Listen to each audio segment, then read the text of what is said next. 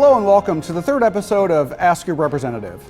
I'm Trevor Winn, the Business and Marketing Librarian at the Clarkston Independence District Library. Today we're speaking with Michigan State Representative Andrea Schroeder. Representative Schroeder, a Republican from right here in Independence Township, was elected in November 2018 to represent the township, the village of Clarkston, northern Waterford Township, and Lake Angeles in the state legislature. She currently serves as Vice Chair of the House Financial Services Committee and as a member of the Oversight, the Energy Policy, and Tax Policy Committees as well. Before her election to Lansing, Representative Schroeder was an elected member of the Independence Township Board of Trustees, served as Vice Chairman of the ACE Academy, and has been very active in local nonprofits, including the Clarkston Area Optimist Club. Big welcome, Andrea, back to Independence Television. It's great to have you. Thanks for making some time for us today. Thanks very much for inviting me. I'm excited. Great. So we've got a lot of great questions lined up, and so we're going to jump right in. Our first question is from Maggie, and she is a junior at Everest Academy.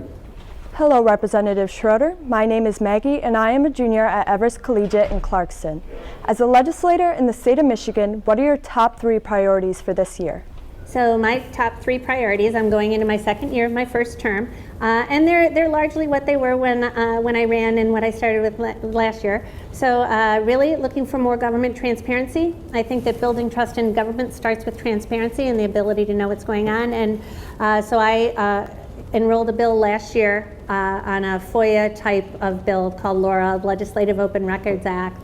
And it's part of a bipartisan package that will allow the legislature and the governor's office to really be held to the same standards of FOIA so that people can have access and know what's going on with their government. And I'm hopeful with the governor's support that they'll start moving in the Senate. So transparency has always been big with me with any kind of bill that I'm working on. Secondly, working on education and what we can do for education. Last year, one of my big priorities for our school districts was making sure that we maintain the 2X funding for Clarkston schools and Waterford schools, and that I had to fight for and make sure that we got it. We are among the lowest funded districts in the county, and the 2X formula is critical for our schools. So I'm happy that we were able to maintain that in our budgeting. And also, one of my other priorities that I didn't get last year that I will have this year is making sure that we have a budget earlier in the year. You know, the schools have to have their budgets completed in June. And so the legislature this year, we will have a budget package to the governor by July 1st. And honestly, I'm hoping, and I know a lot of other people in the legislature are hopeful, that we'll have it done actually earlier in June. So that's really what we're working for. I mean, it helps the education community immensely when they know what their funding levels are going to be. The good thing was we had revenue estimating conferences just on Friday, and revenues are up. That's great. So that's good. So we're going to have some opportunity to do that. And then, of course, the last thing is always about roads, maintenance and funding and how we're going to do that. We put money in the budget. We have money still from the 2015 roads deal that is still coming into the budgets every year, but really we need to really focus on long-term structural road funding and not focus it on a year-to-year budget process. And there are a lot of conversations already taking place. I have a bill in a bipartisan transportation package that actually helps assist on how we spend the money that we already have. My bill, along with Representative Wakeman's, would allow cities and villages and county road commissions to change how they're able to allocate their funds. So right now, the Michigan Department of Transportation, they say these are our priorities because this is how bad, these are our worst roads and these are our priorities. With the revenues that come in for the counties or for the cities and the villages, the formula says that 75% of your funding has to go to main roads and only 25% can go to local roads. So it doesn't matter which are the worst roads, you still have to adhere to that formula. So my bills, along with Representative Wakeman's, will give cities and the local municipalities the same flexibility that MDOT has. And there are several other bills in the package, and they're working their way. They're in the House Transportation Committee, working their way through the rest of the legislature. So I'm hopeful that those, along with some real good ideas on what we can do for funding, the discussions on the long-term funding have been ongoing all last year. Lots of different ideas, and probably 15 or 20 different plans. Ideas have been thrown out there. some, you're always going to have somebody saying, no way. Then there's another idea and somebody says, nope, I can't do that. The governor was recently talking about bonding. Maybe that's part of it. The devil is always in the details. How does that work? What's the long-term repercussions of bonding? Or any other idea that we have with it. Sure. So I think the real answer is that we're working towards it. It's a priority for everybody. I don't think we've always talked about road funding and what do we do. It's a very complex issue, and I think if there were easy answers, we'd have come up with it already and everybody be taking credit for it. Sure, absolutely. I know I So can't those wait. are my 3 priorities, really. I can't wait for a long-term fix to the intersection of Main and Clarkston Road. Right. That constant place that floods in front of the repair shop. Oh my gosh. Thank you. Our next question comes from Danielle, and she has a question about the healthcare system in Michigan. Hello, Representative Schroeder. My name is Danielle, and I am a junior at Everest Collegiate in Clarkston. How have your recent experiences with the Michigan healthcare system influenced your views on the healthcare in our state? So thank you for the question, and I did recently have a significant healthcare issue. I'm very, very happy to say that it was a short-term health crisis. And I am now cancer-free and very That's happy amazing. to be here. I mean, congrats to you and your family. Thank you. It really is amazing and really is a miracle. And honestly, that has to do with the quality of the healthcare that we have right here in Michigan. Absolutely. I did seek opinions from outstate, from some of the world-renowned institutions in Texas and New York and other places. And honestly, the fact that I was able to find the technology and the scientific and medical advancements right here at home without having to go out of state. I'm so proud of what we're able to do with our hospital facilities here and the R&D that goes on here. So I mean, I've been extremely fortunate in every sense of the word, but the fact that, and not just Carmanis where I was, but U of M and other places all around the state, that we have that kind of access to that health care for Michiganders, for all Michiganders, is great. That's amazing. So, and I really have a platform where I can support, you know, cancer research and things like that now, and so I'm going to do that, and access to different kinds of healthcare, whether it's cancer or juvenile diabetes or whatever it is. We need to work towards, you know, working on these chronic illnesses too. Sure, absolutely. Thank you. Thanks. Our next question comes from Danielle, also from Everest, and she has a question about how technology has affected the ability to run for public office. Hello, Representative Schroeder. My name is Danielle, and I am a junior at Everest Collegiate in Clarkston. Has the rise of technology made it more difficult to run for office, given that nearly everything is traceable? How have recent technological developments affected the way people run for office? So I would say there are a lot of positives in the advancement of technology, because it allows candidates to get your message out there. Whether it's something as simple as a website where people can access information and find your positions on policy, your background, just a simple Google search. I don't think there's anything about my life that is not out there on the internet. When you become Probably a candidate, not. when you become a candidate, you're pretty much on the grid. Right. So there's not a whole lot of privacy, but that's a choice that you make as a candidate. So I think that there are a lot of positives, though. We can use different social media platforms, like Facebook is a great way for me to get immediate information out to a lot of constituents. As long as people like State Representative Andrea Schroeder, my Facebook page, you're going to find more information when I'm having my office hours, when I'm doing other things, what kind of bills we're working on, events that are happening in Lansing. All of that information can be dispersed through a lot of different social media platforms. I don't use Twitter as much. I do have a Twitter account. Honestly, I use it to keep up with the Clarkston Wolves football scores, primarily. Go Wolves. Right, go Wolves. But there are some drawbacks to it. So when people are using social media, you just need to be aware of whatever your platform's policies are, the kind of information and misinformation that can get out there. So I guess the dark side of the technology is that people just need to be aware. Do your own research. Watch what the sources of information are. If there's something sent out there that's, you know, quote unquote fact, what's the source, and then look at the source and what's the background of that source. I just really encourage people to do your own research and ask questions. And if you see something on social media that makes you say, that's weird, I wonder where Rep. Schroeder stands with that, contact my office. Sure. And technology allows the contact for the office. So I wouldn't say it makes it more difficult. It certainly has changed how we do things. So it's different, but I wouldn't say it's necessarily easier or more difficult. Sure, okay. Our next question comes from Karen. She is a resident of Waterford, and she has a question about the RTA transportation funding proposal. Good morning. This is Karen Joliet. I have a question regarding the RTA Regional Transportation Authority potential proposal to be on the November ballot.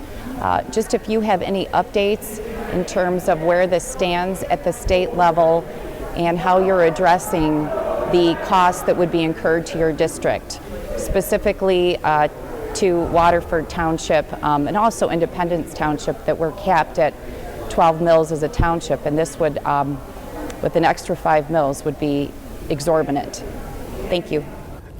So she's talking about the MPA, the Municipal Partnership Act. It's House Bill 5229, and it is very alarming to those of us in North Oakland County in particular, because it would enable the RTA, the Regional Transit Authority, to impose up to 5 mills over the Headley constitutional maximum, which is a lot, and without any kind of local opt-out, particularly for this Regional Transit Authority in communities like ours where we've already addressed the needs that we have. We have transportation for seniors, for disabled. We can get people where they need to go. We've come up with our own solutions, and they don't cost millions and millions of dollars a year.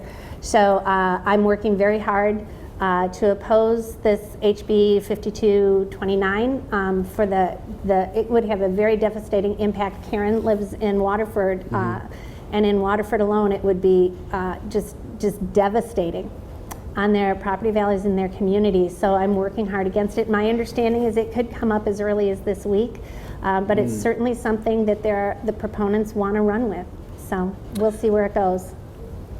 Quick shout out to the Independence Township Parks, Recs, and Seniors for having their awesome senior bus. Yes. And I know also that the Smart Bus runs up our way as well to kind of help get seniors around. Right, they contract with Smart to use their buses Excellent. for it, and we do that, and not just the seniors, which is great, but also disabled. I have a neighbor, and Very good. her daughter uses it to, she's in high school. She needs to get to places and Sure. do high school things, Absolutely. and so they're able to utilize the service for that. In Waterford, they just announced, it's called WOTA, the Western Oakland Transit Authority, where they have the same kind of thing, and they do it together with White Lake Township, Highland Township, and the city of Old Lake. But I mean, they'll bring people to Clarkston, they'll bring people all over the place. If we've addressed the needs of our community independently, then then we've solved our problem without having a really onerous additional property tax on there. Sure. So, We'll try to get those links in the YouTube video, so if people are interested, or they know someone, or their friends or neighbors, Right. to be sure to take. But Independence Township does a that. great job with it, with the Parks, Recs, and Seniors Love people them. too. I know, Love they're them. great. Shout out to Parks. Yay! All right, so our next question comes from Jacob. He's a senior right here at Clarkston High School, and he has a question about the Elliott Larson Act. Hello, my name is Jacob, and I'm a senior at Clarkston High School. My question for you is, what is your stance on including LGBTQ plus Michiganders in the Elliott Larson Civil Rights Act? So I think, I'm not sure from the question, but I think he's talking about something that just actually recently came up in the last week or 10 days or so. That there is a petition that they're sending out to amend the Elliott Larson Act to include other LGBTQ plus, right? In the Elliott Larson Act. So I haven't seen the petition language, but I think what they're looking at doing, what it sounds like they're looking at doing, is getting the signatures to get the petition on the ballot and put it to a vote of the people in November. So it'll be interesting. I haven't seen the ballot language and what it specifically includes, but a vote of the people is a good thing. Excellent. Our next question comes from Danielle. We already heard from her. She's a student at Everest. and she has a question about the Selective Service program. Hello, Representative Schroeder. My name is Maggie, and I am from Everest Collegiate in Clarkston. The Selective Service costs taxpayers millions of dollars every year, and yet no one has been drafted since the Vietnam War. In your opinion, is the Selective Service still relevant? So I don't know that I'm the best person to answer this because the draft is handled at a national level. It's really probably a better question directed to congressmen or congresswomen, in our case for Alyssa Slotkin or Senator Peters or Senator Stabenow. So I can't really speak intelligently to the cost relative to the value of it.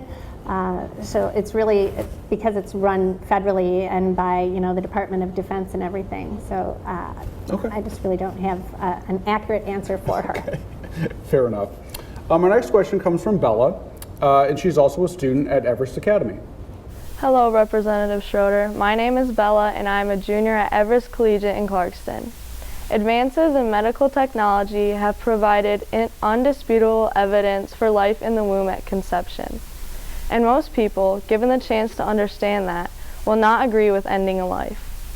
How far do you see legislation in areas of life lagging behind the clear understanding of what is happening in a mother's womb? Well, I'm pro-life. I've always been pro-life. I can't speak to what the legislation does for somebody's interpretation of the law, but we've worked very hard to make sure that the legislation that we work with and that we work on is very clear on what's allowable and what's not allowable. And again, I've always been pro-life.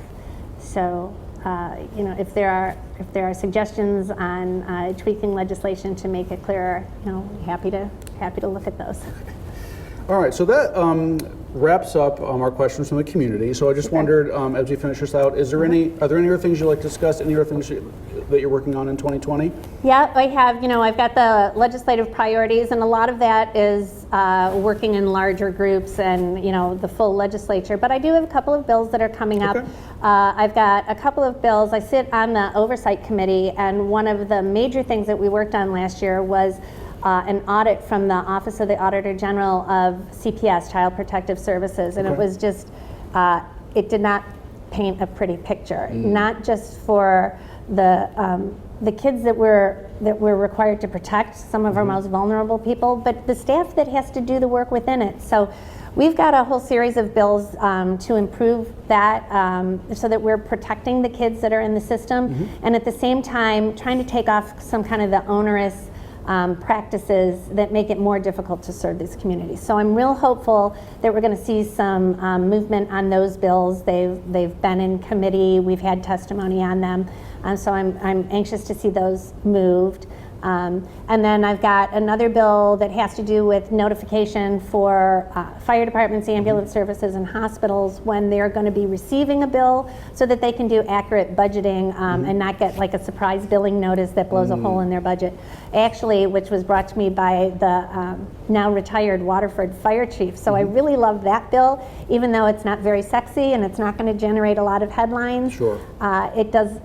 It's very important for Waterford and Independence fire departments so that they can do their budgeting correctly. And I love it because it was brought to me by a constituent for a constituent purpose and has a direct impact on the communities that I serve. That's fantastic. Yeah, I'm really looking forward to seeing that one move, and hopefully in the next couple of weeks. Well, we will be sure to follow your Facebook page. Super. For any future updates, and we really appreciate your time today, Andrew. We'll see you around town. All right, great, thanks. Thanks. Thanks again to Representative Schroeder for stopping by ITV today. If you'd like to ask Representative Schroeder a question, she can be reached at her Lansing office at area code 517-373-0615, via the email address on your screen, or check her website for an upcoming district office hours event. Thanks for watching, and we'll see you next time on Ask Your Representative, where we'll speak to Clarkston Mayor Eric Haven.